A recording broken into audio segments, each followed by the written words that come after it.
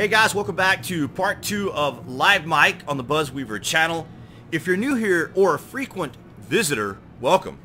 I appreciate you guys stopping in and checking out the video today, along with those who are returning subscribers. And if you are a visitor to the channel for the first time, then consider hitting that watermark in the bottom right hand corner to subscribe. That way you'll continue to get videos, highlights, updates, and other information out of Daybreak. So let me first thank everybody who participated yesterday in your comments, because the engagement on the channel was through the roof. So thank you all for your comments and for your interactions with the video on Reddit, in the YouTube comment section, the DMs, and other areas where you guys responded. I appreciate all of that. I appreciate even the individuals who disagree or don't like the game or don't like the presentation or don't like things that I do. Now, sometimes I'm not certain whether you guys just didn't like the video or you just don't like the game. Whichever it is, I always appreciate your guys' interaction, because all of your interactions are metrics and analytics for the game. So I appreciate all that. So let's talk about the honesty. All right? Why do I play H1Z1 and or Just Survive or King of the Kill or any of its iterations? Because I like Variant, SOE, and Daybreak. I have been a fan of their game since 1999. I think I have made that patently clear several times, but I'm going to repeat it again. I cover the games because I like Variant, SOE, and Daybreak since 1999. That's why I cover the game. So there's that explanation. 2, why do I continue to play the game and or cover the game? Because I enjoy it. If I enjoy something, then I'm going to do it. If you don't enjoy something, let me first tell you to stop doing it then. If you don't enjoy something, don't do it. It's just that simple. If the game is not bringing you what you like or what you want, consider your options. You have the power as an individual, as a player. You have the power to decide if this is the game for you, if this is what you want to play. It's an awesome power, because there's a lot of things in real life and everyday things that we do that we don't have control over, that we have to do, that we don't like. So that's why I play the game. Yes, I want to see the game do well. Yes, I know there's problems in the game. They're quite obvious. A lot of those I bring up directly with the development team themselves, because I don't want to seem like I'm knocking the game unnecessarily. In other words, I want to be fair to the game. That's why I don't really go off on particular tangents about being angry about this or angry about that. Is that I know that it's still being developed, it's still being worked on. Now, what I touched on yesterday was my concern about it staying in this perpetual alpha, because I don't want to see that happen. And the reason I mentioned that is because I also participated in Landmark, which was another game being developed by SOE and then Daybreak, that ultimately didn't end up, it did go to live, and then it ultimately was closed down. And I don't want to see that happen with this game. Now, I know a lot of my guildmates have been concerned about it, and I have my own concerns as well. It's just not something I'm willing to share right now, because I can't prove anything. I can't prove that X is going to happen, Y is going to happen, or something else. Sure, I can speculate all day long. However, there's a time and a place for speculation, and there's a time and a place for just substantive content about what is really going to happen. So I'm really prepared to kind of just let things unfold and hope for the best. That may not be a very satisfactory answer for some people, but that's just kind of the way I see it, because again, this is just something that I enjoy sharing with you guys as a player, as a game. Yeah, there's a lot of things I'd like to see change or improve. And I think we'll see that. I think we'll see that incrementally. And with the survey, the team was able to gather a lot of information from us as players to help the game. So some of the other things you guys were asking me, I did touch on a little bit of vehicles, and I understand you guys would love to have vehicles to be able to get around in the game, and I still stand by what I said yesterday, and that is, as long as it's in an alpha stage, the development team really wants us out in the environment and doing things in the environment. So that's kind of why we don't really have that freedom to be able to just jump in a vehicle and go to point A, B, C, and D. Now, what I would like to see as a player, if I were to present, you know, my own personal outline to certain things, and I've mentioned this to the team, and I've mentioned it in perhaps Reddit as well, is I'd like to see more player incentivized activity. Like, I was really glad that the team reintroduced worn letters, because that incentivizes the players to go out and do stuff, just like with our hats that we have here, these little Christmas hats that we have. You know, this allows us to be incentivized to go and try to get items in the game, and maybe even some questing elements too, because I know a lot of you guys really enjoyed the hospital quest and completing that, and then getting your airdrop in the end. And I know I have to say that was pretty cool, and I actually did like the enhanced weapons too. I mean, the weapons in and of themselves are debatable. I know there was a lot of questions about, you know, the space-aged type of a bit exaggeration of how the weapons performed, and so I kind of got that, and the team, of course, has removed all those from the game now, so we no longer have that. But it was an interesting concept, and that's kind of something that I would like to see, something that's going to incentivize the player. Now, I think the advantage that the PvP players have is that, you know, you're testing your wits, or you're matching your skills and everything with other players, so you always have that within the boundaries of gameplay. And I think that perhaps PvP players might be the most satisfied. So see there, I just made another claim of the game that can be disputed or even criticized. Do I think that PvP players have more satisfaction out of the game? I'm going to say they probably do. I don't see them as vocal in the forums or in Reddit as much as I would see PvE players. So I'm going to say that maybe the PvP players have a little bit more at stake as far as their personal levels of satisfaction out of the game than, say, a PvE player.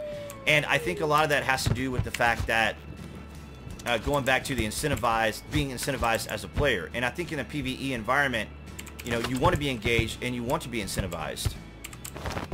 And someone mentioned, and I see this quite often, and I'm going to agree with you guys 100% on this, and that is, we log in, we get our backpacks, we get our materials, we harvest, we gather the harvest material, and then we build our base, and then essentially the game is completed. In other words, we have, you know, pretty much finished all that we're capable of doing within the game. I think that little thing right there that just happened, where you go to loot something, I think it's when the cycle table changes. That's one of the things I do like about the game right now, is the cycle changes. I like how the looting cycle is working in the game. I think that was a great improvement. Where can things improve from my own opinion or my own perspective? And that would be, one, maybe move towards the next building material, which would be stone. You know, that way I'd like to see how PvP players react to that type of material, and whether or not they feel that is something they wanted to do. I still like to get your guys' opinions about what you thought about the original Badwater Canyon, because that's where a lot of the sticky points were. And I saw that people were saying that, well, first off, people come and go in the game because they want to come and go in the game. I don't think there is really any one particular thing. I mean, there's always that level of satisfaction that people are going to have, and level of dissatisfaction that people are going to have when the development team comes out with something different or something new. Because, you know, we could go back and we can say it's alpha, it's alpha, it's alpha each time, and then kind of justify the fact that, you know, it's a game that's constantly in change, constantly in flux, which in technical terms it is. And that's why I was saying, you know, how much longer can we anticipate being in an alpha? You know, when do we move to the next stage, or when is the next set of introductions of content going to be presented? Just taking a break just here momentarily to drink for the character in my own little break. As I try to go back and think about some of the things you guys said, at least some of the things that were some of your biggest concerns. And as far as like what I say or what I do, I think just exercising discretion in certain areas, because I don't want to turn the platform into a soapbox where we complain. This goes into more of a YouTube thing, you know, as far as YouTube and stuff like that. Okay, I just wanted to do a check there, because some of the game sounds were a little too loud when the music was kicking in, and I just wanted to address that. Okay, so as far as like my interaction with Daybreak, in and of itself, yeah, I have the pleasure of speaking with some of the development team members, but it's no different than the conversation we're having here. I appreciate them opening up the lines for me and allowing me to speak to them. And Lisa, who I speak to often, or have spoken to via email, was the one who gave me the giveaway codes for you guys. Now, Tom Girl Gamer, Danny, a friend of mine, who's a fellow YouTuber and covers H1Z1, she actually flew out to San Diego recently, so she had a lot more interactive interaction with the development team, and I think she's shared pretty much, you know, her experience. So there isn't like any background, back channels, backdoor, you know, privileges or advantages or anything that we get from Daybreak in and of itself. I mean, when they help us as YouTubers, it usually consists of, you know, the little key code giveaways, maybe some retweets, maybe some mentions in their streams. But, you know, you got to keep in mind here, there's a lot of Twitch casters, there's a lot of YouTubers, there's a lot of people out there that cover H1Z1 when you look at the bigger picture of who's covering the game.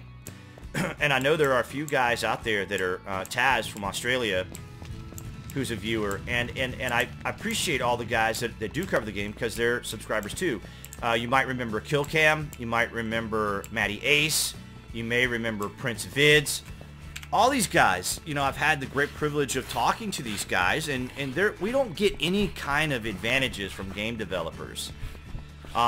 Maybe some of your bigger guys, like someone like Carnage, might get a little bit more of an advantage, but I don't really want to call it an advantage. Like, for example, Carnage was covering Pantheon Rise of the Fallen with the development team, but like I told you guys yesterday, to be part of the Pantheon development, it's $1,000. $1,000 pledges are being able to get into the alpha closed NDA.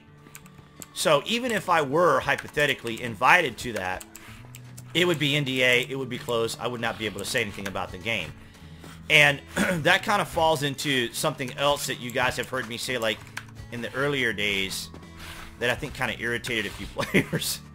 And, you know, it's just that, you know, being an old school player is, you know, a game goes into an alpha at 70%. We check it out. It's under NDA. A lot of what we say is vetted. And then the team says, okay, you know, release this information, or you can release this information. It's kind of how it's, you know, really done in simplest terms. And then it goes into beta, and then it goes into closed beta, and then they invite other players to come into the game, and then they remove the NDA, and then players can say what they want. And then about at that point, the game's about 90% done. It just needs a little spit and polish, and then it's good to go. So, all right, guys, so I'm going to wrap that up here. And as you can see, as I'm done recording, it is now daylight. I want to thank all you guys for your participation on the channel. For those that are new here, returning visitors, or my subscribers, I am very grateful for all you guys do to help out the channel. I'm always encouraged by what you guys have to say, whether it's positive, whether it's critical. I value everything you guys have to say. For those that are new here, or you have not yet subscribed, I'm going to leave this icon right here on the screen that is appearing here, so you guys can click on that. That way you'll get all the latest out of Daybreak, H1Z1, and perhaps some of these other live mic presentations that I do or have been doing here kind of lately, because you guys seem to like them. I'd like to be able to provide you with more information as far as what you guys asked. So I think I've addressed most of what you guys have asked. I didn't really go into a lot of speculation and so forth, but I do appreciate and value all that you guys do. Feel free to check out any of the additional videos that have been in the game since early access, and I will see you in the next update.